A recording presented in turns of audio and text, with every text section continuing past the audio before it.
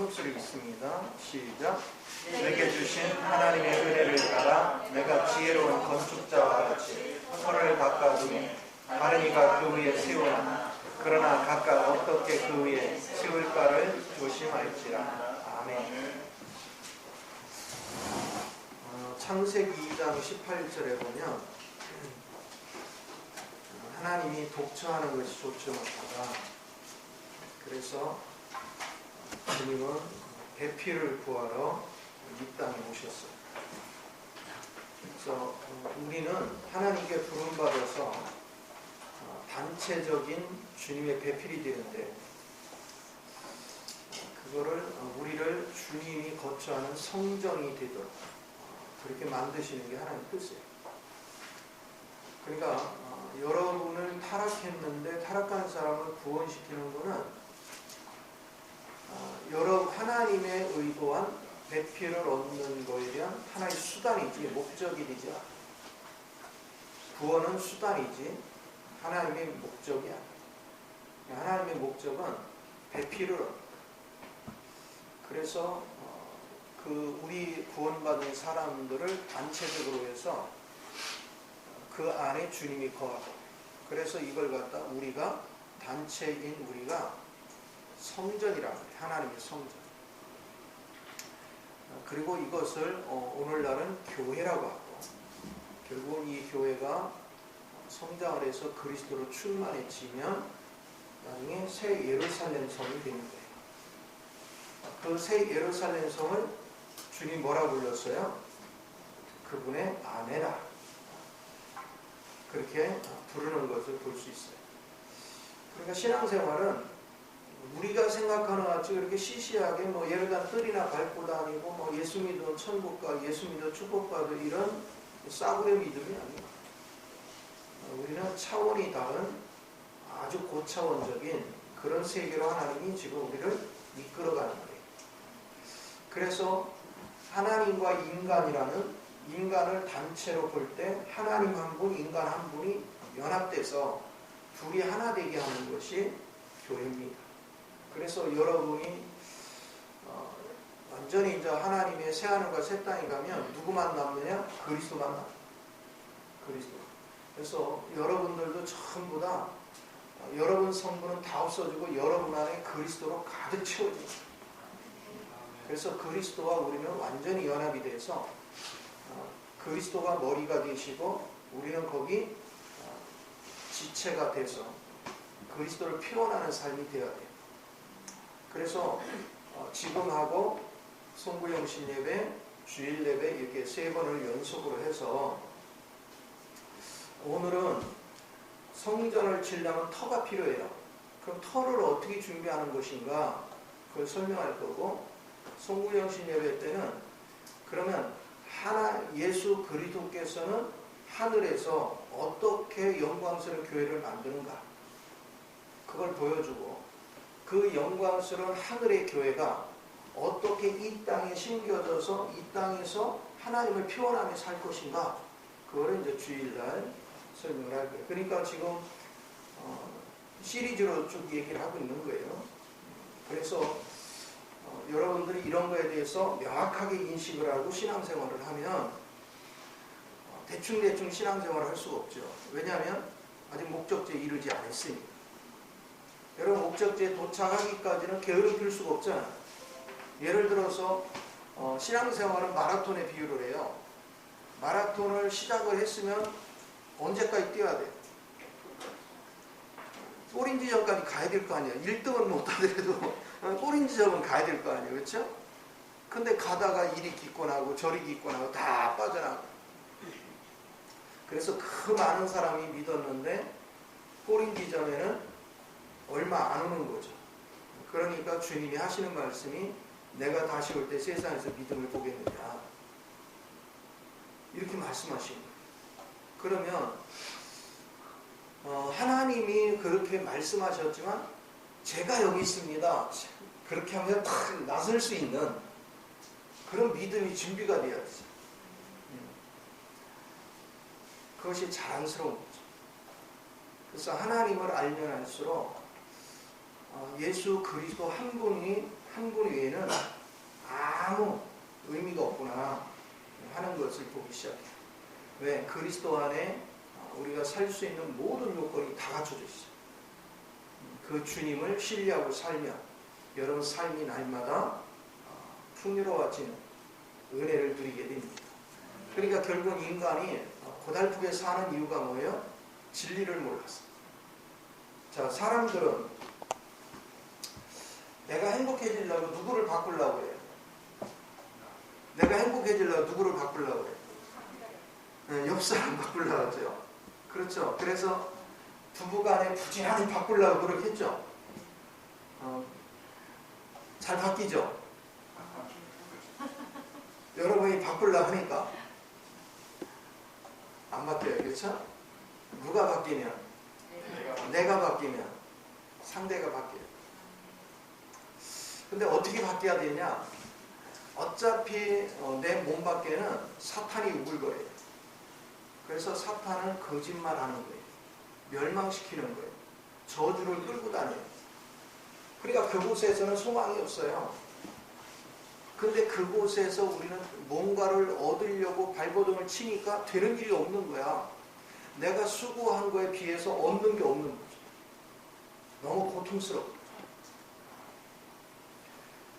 그런데 내 안에 밖의 것들이 내 안에 침투할 수 없고 나를 건들 수 없는 새로운 생명을 내 안에 가득 채웠어요. 그분이 부활의 생명이시죠. 부활의 생명이 그리스도로 가득 채웠어요. 그럼 밖에 있는 것들이 나를 건들지를 못해. 나를 넘어뜨릴 수가 없어. 오히려 그런 것들이 나를 보면 사탄이 한 길로 왔다 뭐 한다고요? 7길로 도망가. 그리고 내 안에 계시는 분은 세상의 어떤 지혜보다도 뛰어난 지혜를 가졌기 때문에 내가 그 영을 따라서 행하면 세상이 나를 감당을 못해. 내가 그들보다 훨씬 뛰어난 지혜를 가지고 살기 때문에. 그러니까 당당하게 살 수 있어요. 그러니까 환경의 영향도 안 받고 주변 사람의 영향도 안 받고 오직 나는 내 안에 채워진 주의 능력 안에서 주님의 지혜 안에서 살면 세상에 이렇게 자유할 수가 없잖아요. 거리낄 게 없잖아요. 그러니까 행복은 그리스도 한 분을 어떻게 내 안에 가득 채우느냐. 이게 행복의 요건이지 뭐 밖에 거를 뭐를 이루고 성취하고 막 아무 소용 없어요. 제가 하나님을 지식으로 이해할 때는 뭔가를 막 업적을 쌓으려고 했어요. 주를 위해서 막 예배당도 많이 만들고 막 주의 종도 많이 배출을 하고 막 성도들도 어떻게 세우고 막 이게 목표가 많았어. 그런데 이제 시간이 지나면서 하나님을 알고 나니까 그게 다 내 의였어. 내 열심이었어. 하나님을 알고 나니까 하나님은 뭐하냐? 나는 너를 준비시키기로 원해. 나는 내가 준비 안 된 것도 모르고 옆 사람 준비시키려고 했어. 나는 내가 착각한 게 뭐냐면 내가 준비가 다 됐다고 생각하는 거예요. 근데 주님은 다른 사람은커녕 니부터도 준비가 안 됐다. 세상에 그걸 20년 넘어가지고 깨달으니 이게 참 보통 일이 아니잖아요. 그래서 나 자신을 주님 앞에 헌신하고 나 자신 안에 그리스도로 가득 채우는 거에 초점을 딱 바꾸고 나니까 세상에 이렇게 자유할 수가 없어요. 왜? 밖의 것을 내가 이루는데 신경 안 쓰고 내 안에 내주하신 주님에게만 신경을 쓰면 돼. 그리고 주님이 기뻐하지 않는 거를 포기하면 돼. 주님이 기뻐하는 것만 따라가면 돼. 그리고 내가 이걸 하는 게 좋을까 저걸 하는 게 좋을까 내가 막 선택을 할 때는 머리가 아파. 왜냐하면 하나님 명확하게 이거 해라 저거 이렇게 가르쳐주면 좋은데 그렇게 해요 안 해요? 왔자가 한 번 듣잖아요. 그렇죠? 근데 일은 매일 벌어지잖아. 그거 어떻게 감당해? 그러니까 아예 이제는 밖에 있는 걸 결정하려고도 안 해. 그냥 내 안에서 주님이 주는 마음을 따라 그냥 주님이 결정하는 대로만 움직여. 결정 안 해주면 그냥 고요하게 가만히 있어. 예전 같으면 가만히 있으면 그만 어떻게 될 줄 알고 막 불안해가지고 잠을 못 이루는데 이제는 세상 편해. 결국 하나님이 다 이루시는 걸 보기 시작해요. 그래서 여러분이 성전을 건축하려면 반드시 두 가지가 있어야 되죠. 하나는 성전 터가 있어야죠. 하나는 뭐예요? 성전 재료가 있어야죠. 건축 재료가 있어요. 그러면 아브라함을 통해서는 하나님이 뭐 어떻게 했습니까? 성전 터를 모리아산을 성전터로 볼 수 있도록 지정을 해주셨고, 그리고 자식을 통해서 뭐를 했어요? 자식을 통해서 건축 재료를 만든 거죠. 그래서 하나님은 땅을 굉장히 중요시 여겨요. 가나안 땅에 살게 했고, 가나안 땅 안에도 모리아산에 성전을 건축하게 했다. 그 성전의 건축 재료는 이런 물건이 아니에요. 교회는 사람을 통해서 만드는 거예요. 그러니까 사람이 실제적으로 그리스도와 완전히 연합이 돼서 여러분은 이제는 여러분 안에 그리스도 영이 완전히 지배하는 사람으로 변화가 일어나야 돼요. 그러면 여러분 인생이 달라지죠. 만약에 모든 그 크리스찬들이 이 원리를 제대로 이해만 했다면 지금 대한민국은요 다 천국으로 바뀌어 있을 거예요. 지금 믿는 사람들이 이런 원리를 따라서 신앙생활을 했다면 이렇게 타락된 세상이 되지 않았어. 믿는 사람들이 믿음이 뭔지조차도 모르고 신앙생활을 하다 보니까 교회가 표준이 돼줘야 되는데 교회부터가 표준이 뭔지를 몰라. 말씀을 갖다가 척도라고 그래. 척도, 기준. 그런데 이 말씀이 누구 얘기하는 거예요? 그리스도 얘기하는 거죠. 그리스도가 기준이에요. 그리스도가 모든 복의 근원이에요. 그래서 여러분은 누구를 알아야 돼요? 그리스도를 알아야 돼요. 그래서 여러분이 항상 눈을 떠야 되는 것은 주님의 빛 가운데서 나의 소극적인 부분, 쉽게 말하면 부정적인 것, 나의 부패된 것, 그걸 적나라하게 볼 줄 알아야 돼. 그래야 나를 의지하지 않아요. 두 번째는 적극적인 것, 그리스도 안에서 이미 이루어진 것들을 볼 수 있는 눈이 열려야 돼.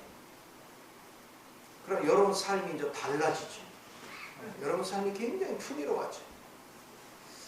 그래서 이런 것들에 대해서 눈을 뜨기 시작하면 그냥 사는 게 즐거워. 손에 잡히는 거 없어. 귀에 들리는 거 없어요. 아무것도 눈에 보이는 거 없어요. 그런데 걱정이 안 돼. 어차피 하나님이 다 예비하고 있어요. 하나님이 나의 길을 인도하고 있어요. 내가 그분을 느끼든 못 느끼든 그분이 나를 인도해요. 그래서 뭐가 믿음이라 했어요? 믿음이 있어야 하나님을 기쁘게 하는데 그 믿음은 그가 계신 것과 그 얘기는 여러분이 어디에 있던 간에 주님이 나와 함께 하시는 거죠. 주님이 내 안에도 계시고 내 밖에도 계시고 그분이 함께 하시는 걸 믿는 게 믿음이야.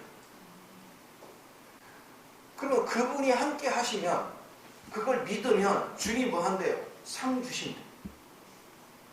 상 준다는 게 뭘까요? 여러분이 필요한 걸 그때그때마다 공급해 주시는 거예요. 지혜를 공급해 주시고 길을 안내해 주시고 필요한 것들을 공급해 주시고 돕는 사람들을 공급해 주시고 하나님께서 필요한 걸 계속 공급하십니다. 그러면 여러분이 전능하신 하나님, 거룩하신 하나님과 내가 항상 함께 있는 줄 알면 말도 함부로 못하죠. 우리 집안에 큰 어른이 계시면 어른 앞에서 함부로 욕해요? 함부로 성질 부려요? 못하죠. 하물며 그 하나님이 나와 함께 하시는 걸 인식하는 사람은 함부로 못하죠. 그분이 내 폐부까지 꿰뚫어 보시는 분인데 내가 어떻게 거짓말을 할 수 있으며 어떻게 험한 말을 할 수 있으며 어떻게 내가 그분이 좋아하지 않는 일을 행동할 수 있겠어요. 그러니까 그분이 살아 계신 걸 인식하는 사람은 먼저 뭐가 바뀌었냐? 나의 태도가 바뀌어. 언어가 바뀌어. 나의 습성이 바뀌어. 이 자세가 다 바뀌는 거예요.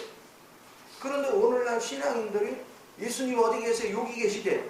그래놓고 가서 거짓말도 밥 먹듯이 해. 욕도 잘해. 사기도 날치고 막 함부로 행동해. 그럼 믿는 게 아니지.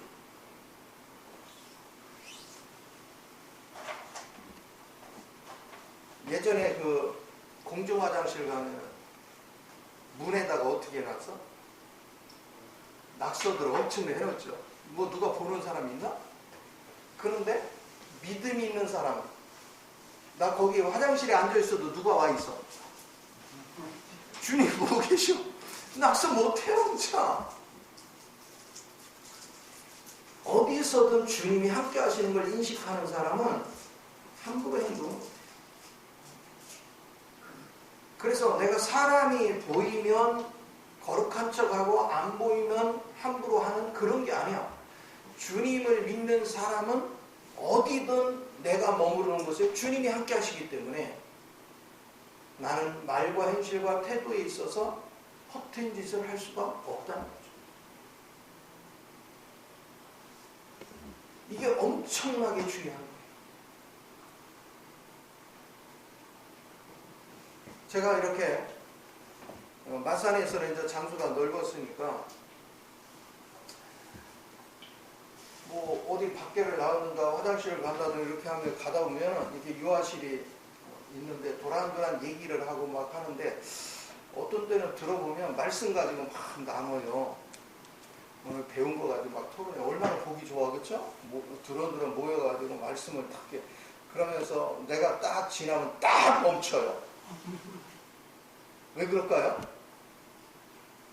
내가 나타나면 하던 말을 다 멈춰요. 아니 오늘 말씀이 너무 은혜돼서 들으려는데 왜 그래? 가세요 그래. 나만 있으면 멈춰. 이유가 뭐예요? 그들의 의식 속에는 자기네보다 내가 더 많이 하니까 아는 사람 앞에서 아는 척 해봤자 별 필요 없다는 거죠. 그러면 내가 주님을 믿는다면 주님 앞에서 주름 잡을 수 있어요? 주님 앞에서 잘난 척 할 수 있어요? 주님 앞에서 아는 척 할 수 있어요? 없어요. 그래서 믿음이 있는 자는 겸손해요. 이게 이렇게 중요해요. 그래서 하나님은 겸손한 자에게 만나 주시는 거예요. 그럼 오늘 이 터가 뭘까? 성전 터가 뭘까? 고린도서 3장 10절에서 얘기한 성전 터가 뭘까? 이걸 우리가 좀 생각할 필요가 있어요. 우리는 마태복음 16장에서 주님이 제자들한테 너희는 나를 누구라 하느냐 묻죠. 그러니까 더러는 엘리야라고 하고 더러는 선지자라고도 하면서 쭉 설명을 하죠. 그러면 너희는 나를 뭐라 여기느냐? 그때 베드로가 뭐라고 했어요? 주는 그리스도요 살아계신 하나님의 아들입니다. 그러면 우리 같으면 어떻게 얘기 돼요? 똑바로 얘기했으면 맞아 똑바로 얘기했네, 네 답이 맞아 이렇게 말해야 되잖아. 근데 주님은 그렇게 말을 안 해. 뭐라고 했어요? 바요나 시몬아 네가 복이 있도다. 그것을 알게 하시는 하나님이시다. 그러니까 중요한 건 내가 똘똘해서 말하는 걸 하나님이 인정하지 않아. 하나님이 주신 말씀을 선포할 때 하나님 인정해. 그 믿음이에요. 그래서 우리가 주님 앞에 겸손해진다는 것은 아까 얘기한 대로 주님이 어디든 계시는 걸 내가 믿는 거예요. 내가 움직이는 곳에 주님이 항상 함께하는 걸 믿는 거예요. 나는 주님을 피할 길이 없어요. 나는 주님 면전에서 떠나갈 길이 없어요. 내가 알든 모르든 그분은 내 면전에 계시는 거예요. 그러니까 겸손해져. 하나님은 겸손한 자를 만나주시고 우리 하나님은 겸손한 자를 통해서 일을 하시는 걸 우리가 볼 수 있어요. 이거 적어놓은 거 어디 갔어? 안 올렸어? 메모 안 했어요? 응? 안 했어? 읽기 편하게 해주려고 내가 했는데. 자, 어찌됐건 여러분들이 항상 잊지 말아야 될 것은 주님이 원하는 것이 뭔가에 대해서 우리는 분명하게 인식하는 게 굉장히 중요하다. 그러면 베드로가 주는 그리스도의 살아계신 하나님의 아들이라고 했더니 주님이 뭐라고 했냐면 그 반석 위에 내 교회를 세우리니 그랬어. 그럼 이 반석이 뭘까? 앞에서 터가 이 반석이거든요. 주는 그리스도여 살아계신 하나님의 아들이라는 이 고백, 계시가 있었기 때문에 이 고백이 나온 거예요.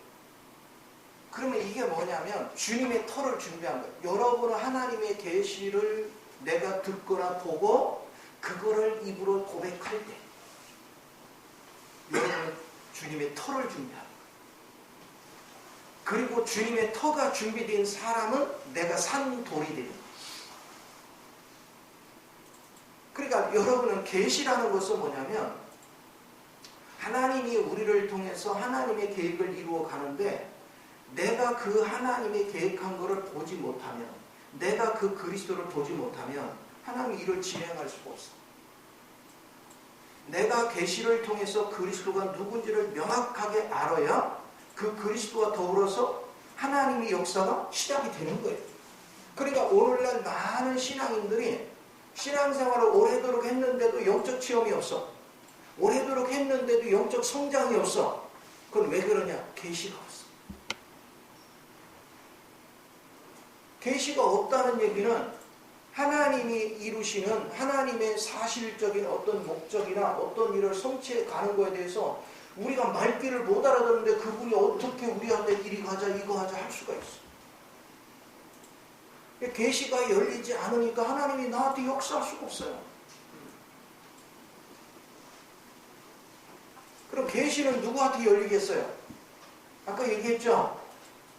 주님이 나와 함께 하심을 믿는 거예요.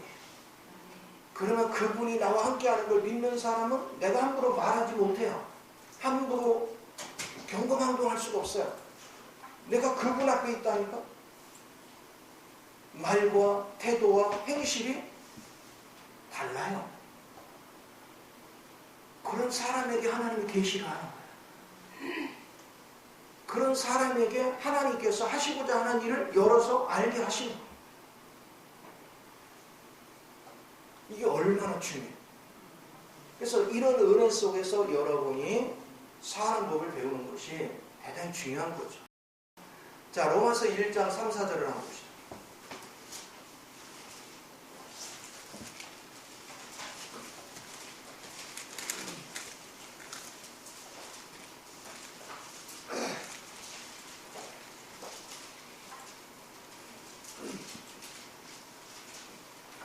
자, 우리는 그리스도를 제대로 알아야 된다고 했어요.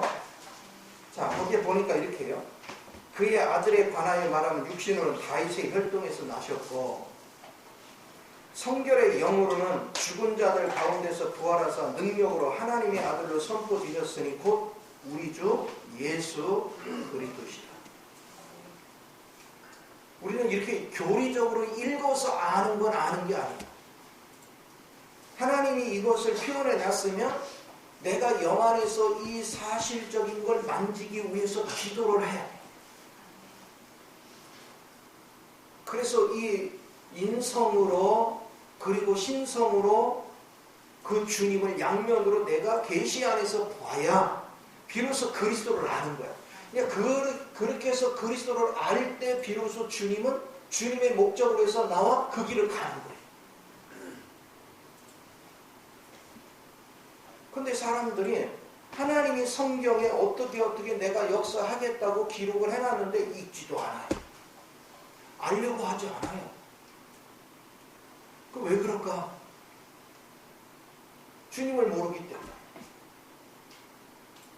주님이 이렇게 중요하신 분인지를 안다면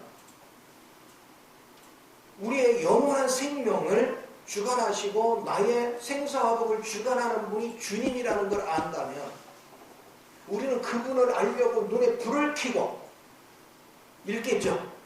그리고 하나님의 계시가 임하기를 간절히 기도하겠죠. 근데 그렇게 기도를 안 해요. 왜요? 그리스도가 누군지를 몰라요. 알려고 하지도 않아요. 그리고 지금까지 여러분들이 신앙생활하면서 그 그리스도에 대해서 제대로 가르쳐 주지를 않았어요. 신앙생활이 어떻게 하는 거에 대해서 구체적으로 가르쳐주지도 않았어요. 제가 가르쳐준 게 뭐냐? 예수 믿으면 구원받아, 예수 믿으면 천당가, 이것만 가르쳤어요. 구원을 시키는 것은 목적이 아니에요. 구원을 시키는 건 수단이라니까. 왜? 일단 구원을 시켜야 목적인 그리스도의 신부를 만드니까. 그런데 구원받고 천당 가는 것만 얘기했지 그 주님의 목적에 대해서 설명해 주는 게 없어. 그러니까 신앙생활을 해도 뭐가 뭔지를 모르는 거야. 그러니까 허송세월만 보내는 거예요. 그동안 여러분 보세요. 하나님을 위한다고 물질도 꽤 투자하고 몸도 투자하고 시간도 투자하고 하여튼 아이고 그 헌금한 것만 지금 저축해놔서 돈이 얼마야? 그쵸? 시간 투자한 거, 몸 투자한 거 계산해봐. 그러면 내가 주님을 발견했으면 억만금을 줬어도 하나도 안 아까워. 그런데 오랜 세월을 허비하면서 정말 내 나름대로 최선을 다했는데 아는 게 아무것도 없어. 내가 신앙생활은 그리스도를 아는 거거든요. 근데 그리스도에 대해서 내가 아는 게 아무것도 없어. 그럼 뭐 한 거예요? 이걸 갖다 허비라고 하는 거예요. 허비. 시간 허비했어. 몸도 허비했어. 물질도 허비했어. 다 쓸데없이 허비야. 그래서 그냥 왔다 갔다 아무것도 모르면서 왔다 갔다 하는 걸 이걸 갖다 종교 생활을 하는 거예요. 우리는 구체적으로 그분을 알아야 되고 그분을 발견한 것만큼 내 거를 버리고 그분 걸로 바꾸는 거예요. 그래서 시간이 지날수록 부패된 나는 갈수록 없어지고 성결한 주님이 내 안에 가득가득 채워져. 그게 영적 성장이에요. 시간이 지나면 이제 내 생각도 감정도 의지도 그분이 다 지배를 해요. 이런 생활을 우리가 추구해 갈 수 있다는 것이 얼마나 아름다운 삶이에요. 신기하고 놀라운 것이 그리스도가 내 안에 채워지잖아요. 세상에 그리스도 눈으로 보면 아름답지 않은 게 아무것도 없어요. 우리는 막 자연을 보면서 꽃을 보면서 막 산세를 보면서 와 진짜 멋있다 아름답다 막 그러잖아요. 제가 마산에 살 때 그냥 시간 되면은 차를 몰고 산이나 바다를 이렇게 다녀요. 여러분 남해 바다는요 아기자기하니 참 이뻐요. 그리고 그 산들도 많아요. 그래서 그 산에 특별히 이제 겨울 같은 데 가면요 그 전망대 가서 보면 너무 아름다워요. 여름 눈 쌓인 산이 정말 아름다워요. 저 무주 쪽에 올라가서 그 보면은 정말 아름다워요. 그런데 주님을 내가 알잖아요. 사람만큼 아름다운 게 없어. 내가 주님을 알기 전에는 사람이 피곤해. 사람이 피곤해. 사람 없는 데가 살고 싶어. 사람만 있으면 자꾸 피곤하게 막. 그런데 그리스도를 알면 완전히 바뀌어. 세상에 사람같이 아름다운 게 없어.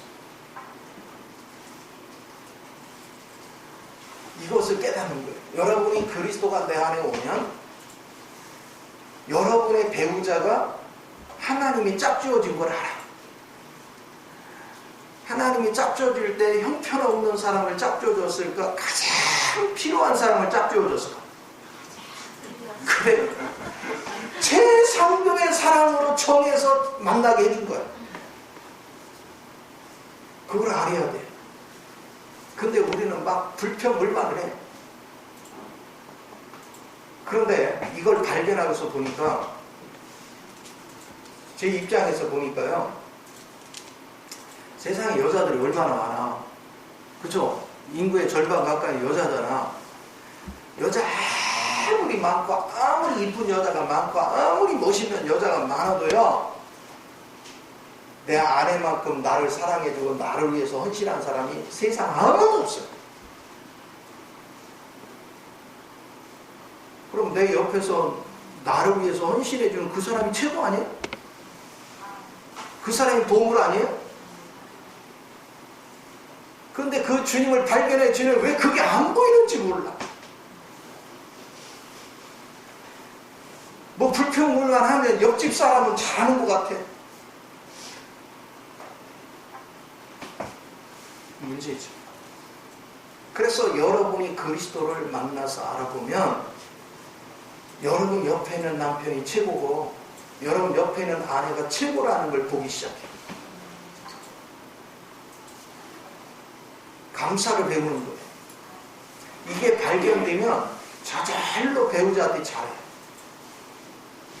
왜? 주님이 나한테 가장 최상급으로 고르고 골라서 만나게 해준 사람. 그래서 감사가 넘쳐. 이런 은혜의 삶을 우리가 살게 만들어요.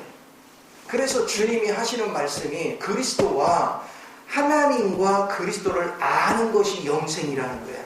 요한복음 17장 3절에 하나님을 아는 것과 예수 그리스도를 아는 것이 영생이라.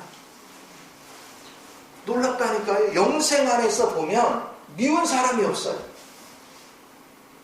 세상에 사람같이 아름다운 게 없어요.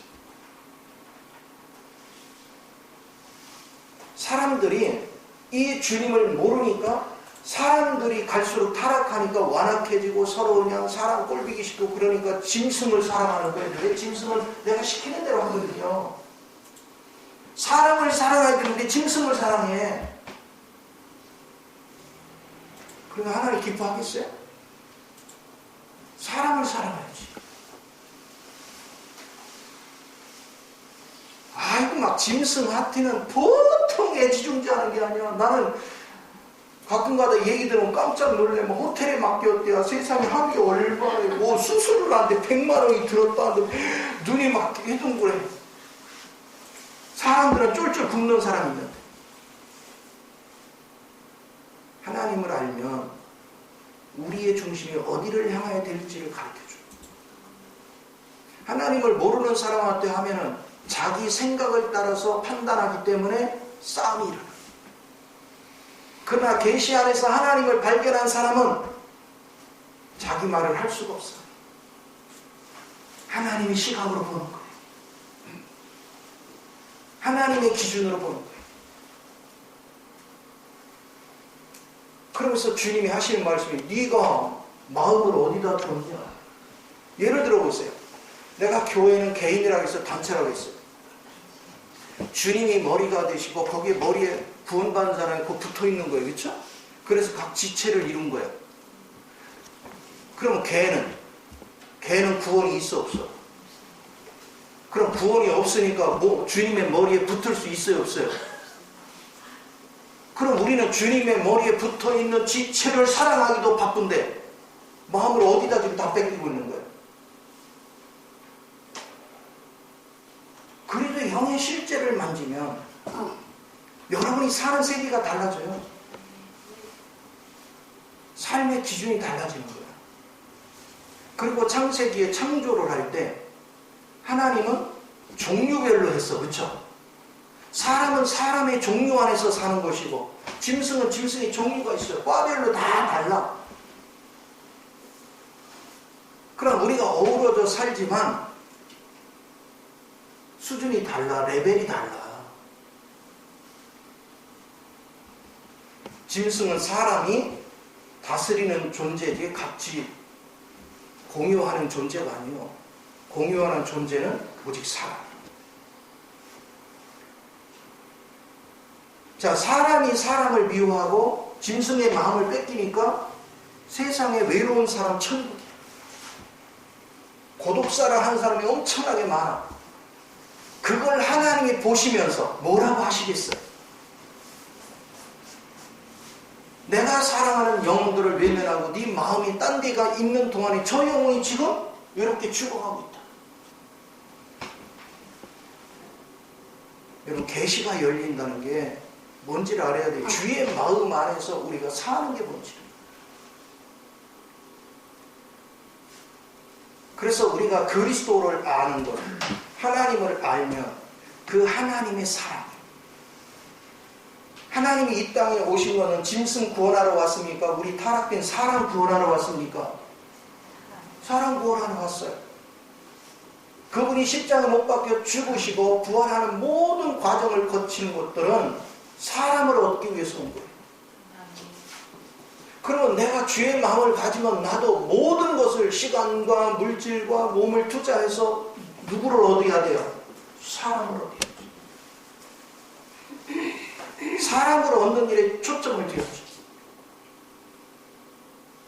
이것이 하나님께서 하시는 일이에요. 오늘날 많은 사람들이 무엇이 참된 신앙인지에 대해서 눈에 뜨지 못하고 있어요. 그러니까 하나님의 교회가 성경이 될 리가 없는 거죠. 그냥 종교생활하고 예배당 뜰만 왔다 갔다 하니까 예배당 다니면서도 그 안에 있는 사람끼리 서로 미워해. 서로 판단하고 정죄하고. 그게 귀신의 역사예요. 그래서 우리는 축복은 그리스도 몸 밖으로 나가면 축복은 없어요. 그리스도의 몸에 붙어 있어야 돼. 시편 133편에 아론의 머리에 기름을 부었더니 그것이 수염을 적시고 그의 옷깃을 적셨어. 쉽게 말하면 그의 옷 안에 있는 자들이 몸 안에 있는 거예요. 우리는 그리스도 옷 안에 있어야 돼. 그럼 그 옷을 타고 기름이 불러줬다는 그 안에 있는 자들이 하나님의 기름 부음 안에서 전부 다 그 안에서 사는 거예요. 그 생명 안에서. 그 밖으로 나가면 죽어. 그럼 우리는 사람을 사랑할 수밖에 없어. 우리가 짐승을 사랑하는 기준하고 사람을 사랑하는 기준은 차원이 다른 거예요.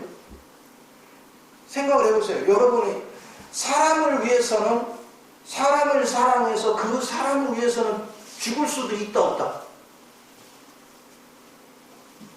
나는 못 죽는데 그래 답을 못하는 거예요 지금. 주님은 우리 위해서 죽었죠. 그렇죠? 세상에 주님이 뭐였습니까? 의리 있는 친구를 위해서도 때로는 죽어. 그렇죠? 자식을 위해서도 부모가 죽기도 해. 대신.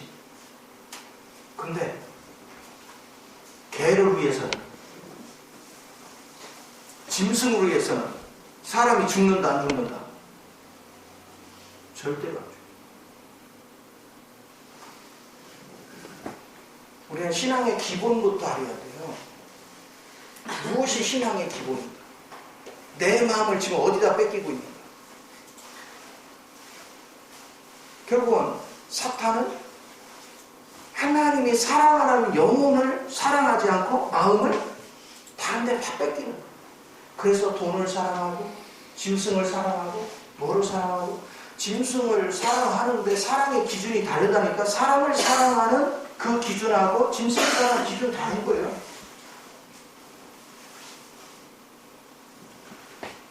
그래서 우리가 주님의 계시를 통해서 주님을 제대로 알고 나면 그냥 그분을 지식으로 아는 정도가 아니라 저절로 그분을 아는 순간 그분의 사랑이 와서 내가 벌써 자세가 달라진다. 태도가 달라지고 말하는 게 달라지고 행위가 달라지고 대상이 달라져. 내가 사랑해야 될 대상들이 달라져. 내가 추구할 대상들이 달라져. 그리스도를 모르니까 우리는 마음을 다 마귀한테 뺏기는 거예요. 이리저리 다 뺏기고. 그럼 생각을 해보세요. 마음을 다른 것들 다 뺏기면 주님이 그 사람에게 역사할 수가 없어. 주님의 축복이 임할 리가 없어. 그러니까 평생을 기도 생활을 해도 하나님의 임재가 없어. 하나님의 계시가 없어. 심각한 거죠. 그래서 우리가 신앙생활을 정말 바르게 해야 돼요. 그래서 우리가 역사를 통해서 보세요. 아브라함도 하나님의 계시를 받잖아요. 아브라함이 조카 롯을 구출할 때 내가 너하고는 친구 사이가 아니냐, 우리 사이에 비밀이 있겠느냐, 그러면서 가르쳐주죠. 내가 지금 저기 소돔과 고모라 땅으로 가려고 한다. 거기를 멸하러 가려고 한다. 그러니까 뭐 할 마음이 생겨서 큰일 났네. 그 롯이 있는데. 그래서 기도를 하는 거 아니에요? 하나님의 계시가 와서 비밀을 가르쳐줍니다. 또 요셉한테도 하나님이 꿈에 나타나서 하나님의 비밀을 가르쳐줬어. 그래서 요셉은요, 자라가는 모든 환경 속에서 미혹당할 일이 많았어요. 왜냐? 그 형들 난폭해요. 살인도 그냥 서슴없어요. 루벤 가늠질하고 집안이 막 살인, 간음 이거를 반복되시 하는 형제들 사이에서 자기가 살아. 근데 요셉은 계속해서 하나님께 들은 말씀을 자꾸 선포하는 거예요. 그러니까 그 형들이 미워해. 그래서 팔려가. 그런데도 그는 주님이 주신 계시가 있기 때문에 그들을 원망하지 않아. 그리고 어느 환경에 가도 그 환경으로 인해서 낙심하거나 좌절하지 않아. 왜 그럴까요? 주님이 나와 함께 하시는 걸 믿으니까. 믿음이 뭐라겠어요? 그가 나와 함께 하시는 걸 믿는 거예요. 보디발의 집에 갔다고 해서 거기 종살이 한다고 해서 나 혼자가 아니야. 여기에 주님이 계셔. 주님이 여기 계시면 천국이 여기야. 감옥에 갔다고 해서 불안할 거 하나도 없어. 그곳에 주님이 함께 하셔. 왜? 내가 가는 곳에 주님이 계시니까. 그럼 거기가 천국이야. 그럼 불안하지 않아요. 그게 주님을 아는 거예요.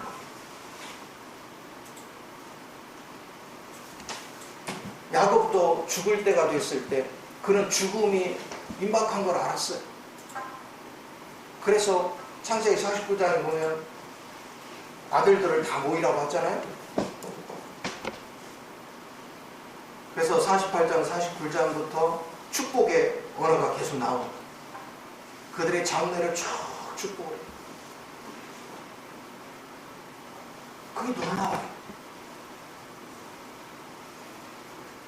첫째 아들 루벤, 시므이, 레이 나오죠.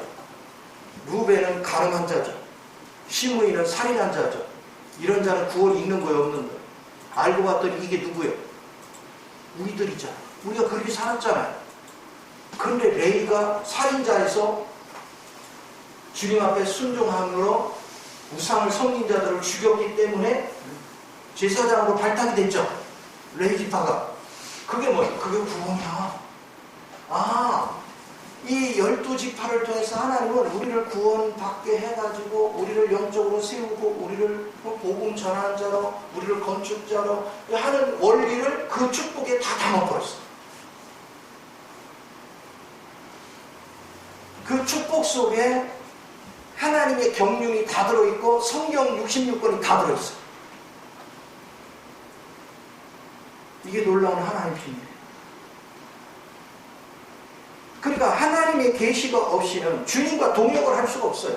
주님이 무언가를 하시고자 하는 걸 내가 어떻게 알아요? 주님이 가르쳐 줘야 할지, 주님의 계시가 있어야 할지. 그래서 계시가 있었더니 하나님이 혼자 하시는 게 아니라 나는 네가 필요하다. 너와 더불어 이 일을 하려고 한다. 그래야 내가 반응하고 아멘 그렇게 되기를 원합니다 하야 주님이 내게 역사를 해서 나로 일을 하게 하지. 그게 동역이라는 거예요. 하나님은 하나님의 일을 혼자 안 해요. 하나님이 필요한 사람 불러서 그 사람을 통해서 일을 해요. 이런 원칙 안에서 여러분이 신앙생활을 하면 지금 주님과 더불어서 하는 일이 있어야 돼요? 없어야 돼요? 있어야 되죠. 그리고 우리 하나님은 일하는데 게으르게 해요? 부지런하게 해요? 부지런하게 해요. 그리고 하나님이 일을 추진해 가면 일을 마칠 때마다 또 다음 일이 뭔지를 알아야 되죠. 또 필요한 것이 공급받아야 되죠. 그러니까 기도를 쉴 수가 없어. 계속 하나님께 완성되고 보고하고 또 받고 보고하고 받고 이걸 계속 해야 돼. 그래서 기도를 쉴 수가 없어. 이게 놀라운 거예요. 그러니까 하나님의 계시가 주님의 터를 준비한 것이고, 그리고 그 터가 준비돼서 하나님의 뜻을 따라가면 내가 그분의 산 돌이 되어져서 그분께 헌신하면 그분의 건축물로 내가 바뀌어가는 거예요. 나도 건축물로 세워지고 옆 사람도 깨워서 건축물이 되도록 만들어가는 거죠. 이게 가장 중요한 기본사항이에요. 그래서 우리가 신앙생활하는 모든 과정에 계시가 없이는 하나님이 일을 시작하지 않는다. 그리고 여러분이 하나님의 일을 맡긴 범위는 계시를 준 만큼, 계시를 가르쳐 주는 만큼 그 이상도 이하도 하면 안 돼요. 그 이상을 하면 주제가 넘은 것이고 그 이하를 하면 불순종하는 거예요. 반드시 시킨 것만큼만 하는 거예요. 우리가 이 은혜를 자꾸 즐길 줄 알아야 여러분 삶에 활력이 넘쳐. 왜? 내 속에서는 내가 지금 인생을 사는데 주님과 더불어서 하는 일이 분명해. 그러니까 공허하지가 않아. 속이 꽉 차 있어. 근데 그걸 두려워하지 않아. 왜? 내 힘으로 하는 게 아니라 주님으로 하는 거야. 그리고 내가 주님 뜻에 순종할수록 주님의 지혜와 능력이 내 안으로 조성이 돼. 그러면 나는 시간이 갈수록 주님의 지혜와 능력으로 조성이 될수록 그분으로 자라가는 거예요. 그분으로 자라는 것만큼 주님의 이 생명은 와가지고 내 육체에 속한 것들은 다 죽음의 효능이 발산해서 소멸시켜. 그리고 나는 주님으로 짜여져. 이 체험이 날마다 일어날 때 여러분 딴 데다 마음 돌릴 시간이 없어. 어떻게 하면 영혼을 다르게 세우고 어떻게 하면 하나님의 뜻이 저 영혼을 깨워서 저 영혼 속에 하나님의 생명이 흘러가서 나를 지금 훈련시키는 것 같이 하나님의 훈련을 받도록 해줘야 되는데, 내가 그렇게 하려면 내게는 능력이 없으니까 전적으로 하나님의 지혜와 하나님의 능력이 역사하게 해야 돼. 그래서 이걸 갖다 뭐라 하냐, 동역이라고 그래. 동역. 자, 우리가 동역한다면 사람들은 상식적으로 이런 생각을 해요. 하나님 일을 열심히 돕는 게 동역이라고 생각해요. 그러면 하나님 일을 돕는다는 건 누가 일하는 거예요? 내가 일하는 거죠. 하나님은 내 일을 기뻐해요? 안 해요. 하나님은 다 하나님이 하시는 거야. 그러면 동역이 뭐냐? 주님이 나를 통해서 나를 활용해서 일을 하려고 그래. 그러면 내가 주님 앞에 마음을 열어드리는 거예요. 주님 들어오셔서 주님이 원하시는 대로 내 생각도 쓰시고 내 감정도 쓰시고 내 의지도 쓰시고 내 몸도 사용하사 아버지의 뜻한 바를 이루소서. 그게 동역하는 거예요. 주님이 내 안에서 활로를 열고 길을 찾을 수 있도록 내가 통로를 열어드리는 거예요. 이게 놀랍죠. 자, 여러분 이런 생각을 해보세요. 내가 하나님의 일을 시작을 했는데 자꾸 부족한 게 있어. 예를 들어서 물질이 부족하고 내 능력이 부족하고 뭐가 부족해. 그럼 어떻게 기도해요? 여러분 주로 어떻게 기도해요? 하나님 물질을 해결해 주시고 능력을 해결해 주시고 뭐를 해결해, 이렇게 기도하죠. 그런 기도는 가장 수준 낮은 기도예요. 그럼 어떻게 기도하냐? 만유의 주인 되시는 주님, 나의 있을 것을 아시는 주님, 그 일을 이루소서. 모든 지혜의 근원이신 주님, 주님의 지혜로 그 일을 이루고 하소서. 그 얘기는 뭐예요? 주님이 이미 가지고 있는 지혜를 활용해달라고 선포하는 거예요. 내가 자꾸 선포하는 거예요. 그게 기도예요. 여러분, 기도로 가능한 한 달라고 하지 말고 주님이 어떤 분이니까 그분이 내 속에서 친히 그 일을 하시라고 선포하는 거예요. 그럼 그분이 그대로 이루어가시는 거예요. 그럼 주님이 내 안에서 역사를 시작해요. 그럼 나로 하여금 해야 될 일이 뭔지에 대해서 인식을 하게 만들어요. 얼마나 감사한 일이에요. 모세도 시내산에서 하나님이 계시를 통해서 장막을 어떻게 건축할 거를 식양을 줬어요. 조감들을 줬단 말이에요. 그리고 그 내용물을 만드는데도 오리와 부사를 붙여가지고 하나님이 말씀하신 대로 다 만들게 만들었어요. 모세가 한 게 아니에요. 하나님이 다 하신 거예요. 그리고 하나님이 주신 대로 그냥 그는 선포한 거예요. 그랬더니 또 필요한 사람을 하나님이 능력을 주어서 그 일을 하게 만들어. 그래서 주님이 시키는 대로 다 완성했더니 출애굽기 40장에 뭐예요? 하나님이 지시한 대로 이루어졌더라. 하나님이 지시한 대로 이루어졌더라. 그렇게 할 때마다 하나님의 영광이 가득 차서 하나님의 영광이 충만해졌어요. 오늘 우리 삶이 그렇게 되는 거예요. 그래서 반드시 여러분은 계시가 있어야 터가 준비되고 내가 산 돌로서 하나님이 원하는 위치에서 하나님과 동역을 할 수 있는 거예요. 그러면 하나님과 동역을 하면 우리는 육신을 가졌으니까 육신이 필요로 하는 걸 하나님이 아신다 모른다? 아시오. 그래서 필요한 거 공급해 주시는 거예요. 하나님을 믿는 사람은 환경적인 걸로 두려워하지 않아요. 왜? 하나님이 일을 시키려면 먹여야 되니까. 또 자녀 교육을 시켜야 되겠는데 내가 거기에 시간을 뺏기면 아무것도 안 돼, 염려하면. 그러니까 하나님이 다 알아서 역사를 하시는 거예요. 저도 지난 과정을 이렇게 보고 있으면 우리가 그저께가 39주년이었어요. 결혼 29일 날이. 벌써 39년을 살았어요. 그런데 목회를 하면서는 돈을 벌지 않았잖아요. 그럼 애들 교육이고 뭐고 보통 문제가 아니잖아요.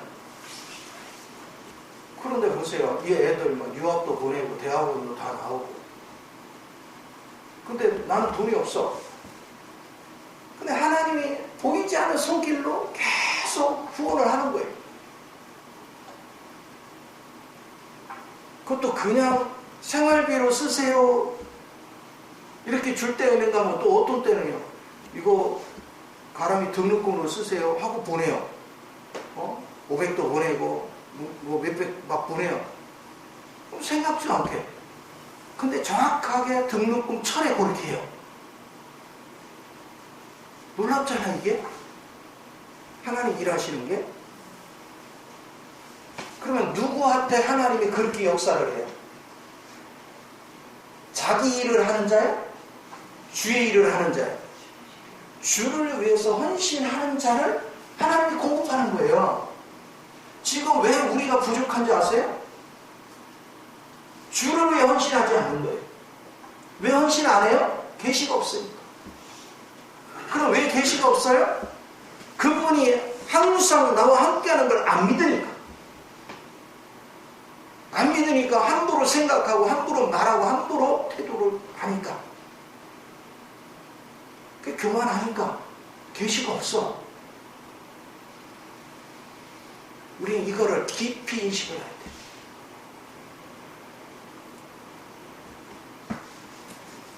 바울은 정말 다메섹 도상에서 주님을 만나고 주님이 계시하고 주님이 준 이상을 한 가지도 빠뜨리지 않고 다 순종하기로 뜻을 정해요. 그러니까 갈라디아서 1장 15절에 하나님이 속에 있는 하나님이 바울 속에서 나타나. 그 얘기는 뭐냐? 하나님의 뜻이 속에서부터 알아져. 그래서 저절로 순종이 되는 거예요.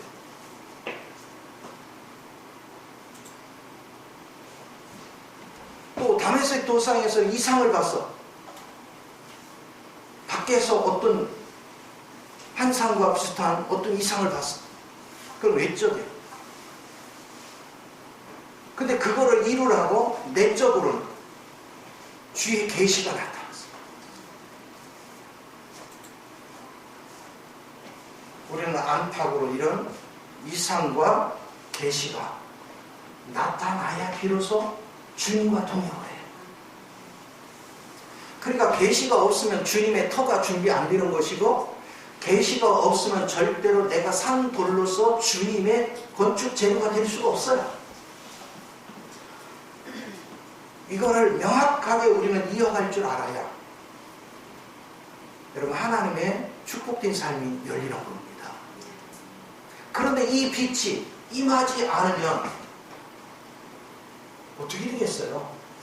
왜 빛이 임하지 않아? 자, 고린도서 4장 3절 보시죠.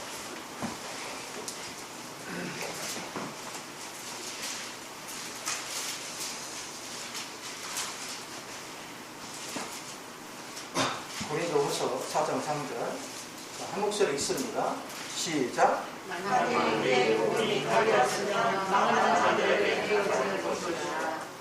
자, 보세요. 계시가 없는 사람은 뭐 한다고요? 망하는 거예요. 사탄이 가로막고 있어. 왜? 마음을 세상에 뺏기고 있으니까. 그럼 계시가 열리질 않아. 그래서 하나님의 영광의 빛이 비치지 않는다는 건 망할 자들에게 그렇다는 거예요. 우리가 하나님의 자녀가 됐으면 망할 자가 되어야 돼요? 복받는 자가 되어야 돼요? 복받는 자. 그러니까 이런 원리를 하나하나 제대로 이해하고 주님을 알아요. 우리가 예배전 늘 밟고 다니면서 봉사를 하네, 헌금을 하네, 뭐 하네. 그게 중요한 게, 그거는 동기야. 그 하나의 수단이야. 그걸 함으로 해서 누구 만나려고? 주님 만나려고. 그건 수단이라니까. 그런데 그걸로 만족해. 주님을 만나지도 못하고 계시도 임하지 않았고, 그런데도 세상에 그냥 열심히 수단만 가지고서 살아. 나는 그게 안타까운 거예요. 나는 엘베델 식구들이 제대로 알고 믿기를 원하는 거예요. 저도 목회를 하기 전까지는 가짜들이 이렇게 많은 줄 몰랐어요. 근데 목회를 해보니까 하나님을 아는 목사가 거의 없어요. 신학교에서 교리 공부해가지고 교리 가르치지, 자신이 주님의 계시를 받고 주님의 인도를 받아서 행하는 사람을 만나기가 너무 힘든 거예요.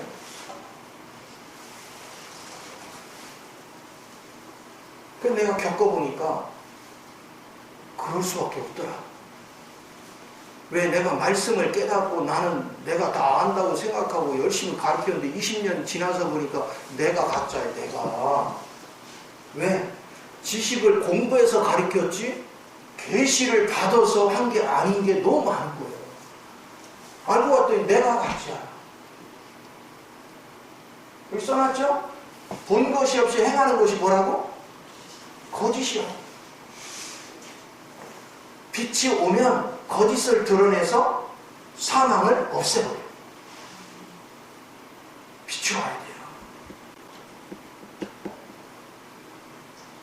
이제 제가 이거를 아니까 여러분이 사망에 빠지는 꼴을 못 보는 거지. 그래서 어찌됐거나 여러분이 믿음 안에 거하고 여러분이 빛 가운데 거해서 주님을 제대로 알고 그 영을 따라서 순종하는 사람이 되기를 간절히 바라는 거야. 그러다 보니까 욕도 또 바가지로 먹어요. 아, 나 지금 바쁜데 피곤한데 뭐 해야 되는데 왜 그걸 굳이 그걸 하라고 해가지고 뭐 교회로 와야 돼. 막 안 오자니 허전하고 오자니 맨날 달달 먹고 미치겠네. 이렇게 하는 거예요. 근데 도망가려고 해도 하나님이 붙잡고 있고 여기 붙어있자니 괴롭고 왜? 계시는 빨리 안 열리고 환경은 어렵고 그래서 처음에는 다 욕을 먹는 거예요. 시련을 겪는 거예요. 그 싫은 소리 들어가면서도 굳이 그 싫어하는 얘기를 계속해. 왜냐하면 주님을 알고 나면 그 십자가 말하고 십자가와 겪는 얘기 빼고는 할 얘기가 없어.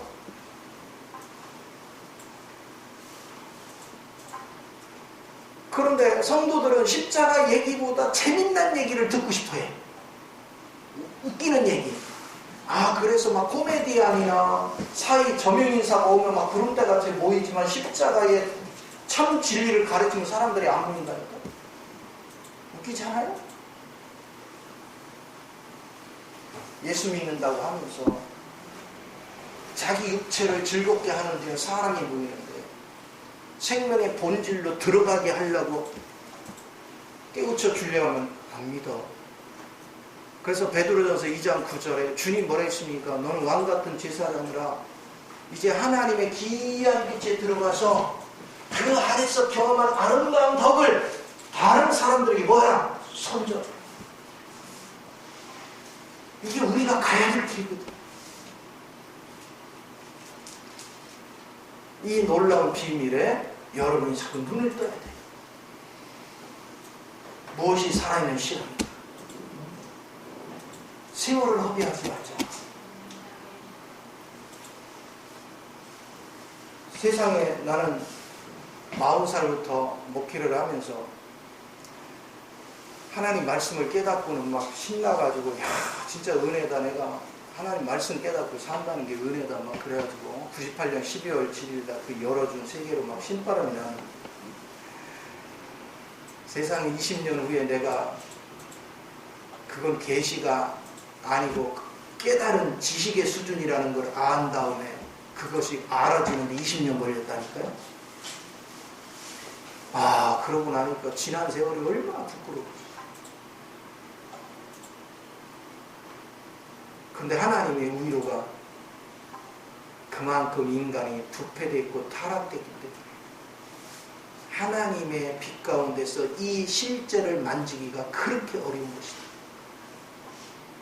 그래서 한 영혼 한 영혼을 생명으로 이끌어오는 과정이 보통 힘든 게 아니에요.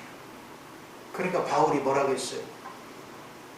갈라디아 교인들아, 내가 너희를 위해서 해산하는 수고를 다시 해야 돼. 너희에게 하나님의 형상을 이루기까지 내가 해산의 수고를 하지. 골로새서 1장 24절에 뭐라고 했습니까? 예수 그리스도의 남은 고난을 내 육체에 채우라. 하나님의 계시를 받은 사람은 결국 주님이 가셨던 성육신하시고 십자가의 여정을 가셨던 그 코스를 주님의 능력을 입어서 그대로 가는 거예요. 그래서 영혼을 깨워요. 그러니까 이런 부분에 있어서 여러분이 어떻게 눈이 열려야 될까? 자, 순서를 잘 기억해요. 믿음을 제대로 가져야 되는 거죠. 자, 믿음이 뭐라고 했어요? 주님이 나와 지금 항상 함께 하시는 거야. 그분은 무수부지하시고, 그렇죠? 그분은 내 안에도 계시고 내 밖에도 계셔. 그걸 잊지 마요. 그러나 그분 대면에서 그분이 계신 걸 알면 내가 말과 태도와 행실과 함부로 할 수가 없어. 하나님이 기뻐하지 않는 걸 절대로 할 수가 없어. 우리는 얼마나 하나님을 기만하냐면, 예를 들어서 여러분이 내 앞에서는 경건한 척 하는데 뒤에 가서는 엉뚱한 짓 하는 거 엄청나게 많잖아. 근데 그 자리에 누가 계시는데? 주님이 함께 하시고.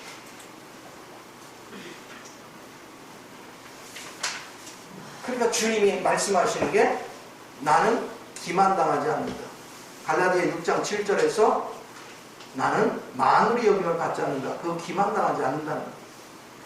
네가 육으로 심으면 썩어질 걸 얻을 것이고 신령한 것을 심으면 신령한 걸 얻을 거다. 주님은 나를 세부적으로 보고 계십니다. 그럴 때 계시가 와.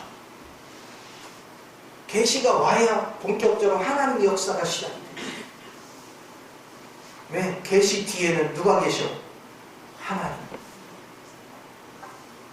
자, 그래서 여기 시편 25편 9절을 한번 봅시다. 여기 써있는 거 봅시다. 온유한 자를 정의로 지도하시며 온유한 자에게 그의 도를 가르치십니다. 여러분, 믿음이 있는 사람만이, 그분 앞에 내가 있는 걸 아는 사람만이 뭐해져? 온유해진다니까. 하나님 그런 사람에게 눈을 열어 길을 보게 하고 인도를 하십니다. 14절에서 여호와의 친밀하심이 그를 경외하는 자들에게 있으며 그의 언약을 그들에게 보이십니다. 하나님을 경외한다는 건 두려운 마음이에요. 무서워서 두려운 게 아니야. 하나님의 의 앞에 내 불의가 드러날까 두려운 거예요. 그 마음을 가지고 하나님께 엎드리는 자예요. 하나님의 계시가 입니다. 그래서 예수 믿는 것은 시시한 게 아니에요. 그냥 땅의 것을 하나님 축복으로 주려고 예수 믿으라고 하는 게 아니에요. 예수 믿는 사람은 하늘에 속한 신령한 복을 우리에게 주시려고 하는 거예요. 그 얘기는 뭐냐? 여러분 안에 하늘에 속한 인격, 하늘에 속한 성품, 하늘에 속한 능력, 쉽게 말하면 하나님 것이, 하나님 성품, 능력, 모든 것이 내 안에 가득 채워지는 거예요. 그럼 그 하나님은 어떤 분입니까? 우주를 창조하신 분이고 우주를 섭리하신 분이고 그분이 하시고자 하는 것은 다 이루시는 분이에요. 그러면 내 안에 그분이 살면 내가 세상에 매이겠어요? 세상에 끌려다니겠어요? 세상 것 때문에 내가 낙담하겠어요? 안 하죠. 그 모든 걸 초월해 버리죠. 그 모든 걸 뛰어넘는, 우리는 초월하는 능력 속에 사는 거예요. 그게 살아있는 신앙. 그래서 신앙생활은 여러분들이 그저 예배당 뜰만 밟고 오늘 예배 드렸네, 뭐 했네, 송구영신 예배야, 또 1년 첫날이니까 오늘은 또 가봐야지, 이렇게 그냥 참석의 의미를 두는 건 아무 의미가 없다. 진리를 만나야 됩니다. 진리이신 그리스도를 만나야 돼요. 그리고 그리스도의 인도를 받아야 여러분이 사랑할 자를 사랑하는 거지. 쓸데없는 데 마음을 뺏기만. 하나님은 우리 앞에 마태복음에서 37장인가요? 어디에 갑자기 37장? 몇 장이야? 갑자기 그 하나님을 사랑하고 이웃을 사랑하고 그랬죠. 누가복음 10장에서도 얘기하고. 자, 이것은 뭘 얘기해요? 하나님을 사랑하고 네 이웃을 사랑하라 했죠. 하나님을 어떻게 사랑을 했어요? 마음을 다하고 성품을 다하고 힘을 다하고 뜻을 다하고. 그렇게 사랑할 수 있는 사람 손들어봐요. 만약 그런 사람만 구원받는다면 구원받을 사람 있어요, 없어요? 아무도 없어요. 누가 그렇게 사랑할 수 있어요? 그리고 네 이웃을 네 몸같이 사랑하래. 누가 그렇게 사랑할 수 있어요? 아무도 없어요. 바리새인들은 이 말을 듣고 뭐라고 반응한 줄 아세요? 내가 하나님을 사랑하고 내가 이웃을 그렇게 사랑했다라고 마음을 잘난 척을 했어요. 그래서 주님이 강도 만난 자의 비유를 한 거예요.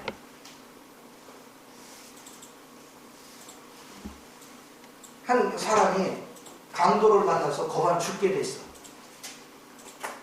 그러니까 레인과 제사장을 지나가면서 이렇게 보니까 내가 만지다가 죽어버리면 부정타. 왜? 죽은 시체를 못 만지게 했으니까. 괜히 만졌다 한다 부정타면 안 돼. 그냥 지났어. 방목사도 와서 이렇게 보더니 아이고 부정타면 안 되고 지났어.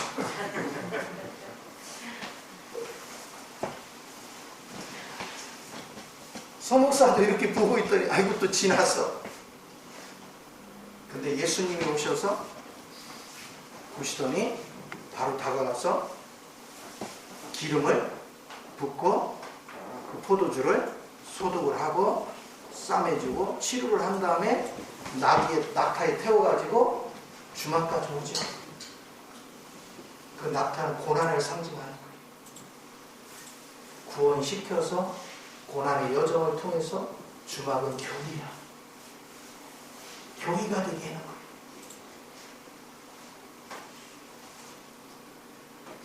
누가 네 이웃이냐? 그랬더니 뭐라고 했어요? 그 돌봐준 사람 이웃이라. 그렇죠.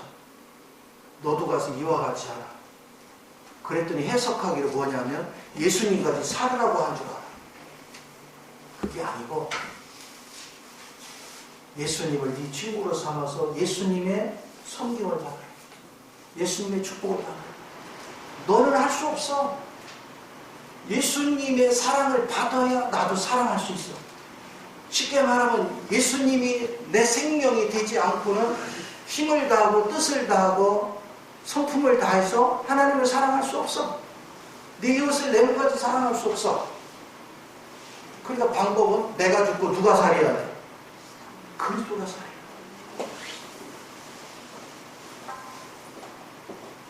그래서 우리 주님은